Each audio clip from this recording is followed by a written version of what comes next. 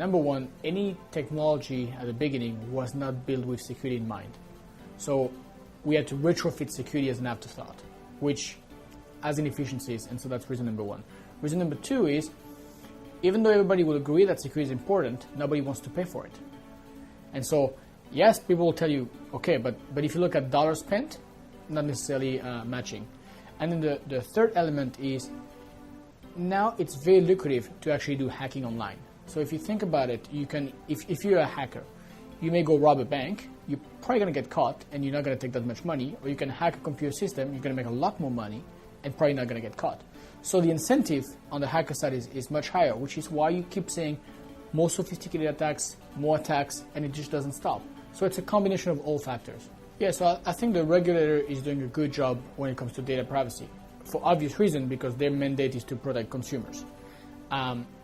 Often it's misinterpreted by financial services are trying to block business, but you have to look at the context. The regulator's mandate is very different than the bank's mandate. So I do think the banks are taking it seriously because it's core to the business banking, right? If you're not approved by regulation, it's going to be a big problem. But it takes a lot of time to trickle down. So while the senior leadership may understand what needs to be done, banks are a very large organization. So it takes a lot of time until you see the results on the ground. Yes, currently, if you look at financial services, there's a security division. The problem is they don't necessarily have the budget. So I think those people which are experts should have some budget to be able to buy appropriate technology. But every single business unit should also have security as part of the KPI and some money for security. Because what's happening is if you don't do this, number one, you have internal politics.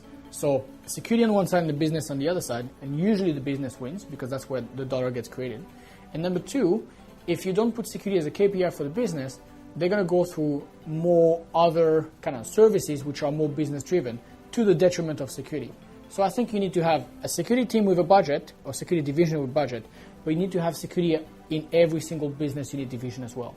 So obviously there's a big difference between what needs to be done and what's being done. So I will say part of it is definitely lip service because you can't go publicly and say, oh, we don't care about security. Of course, you have to care about it.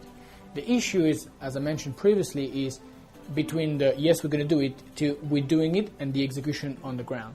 I think a lot of time for a financial institution, it's easier to kind of, if you have to cut somewhere, to cut on the security, or maybe have some security just enough to meet the requirement, but not really what needs to be done.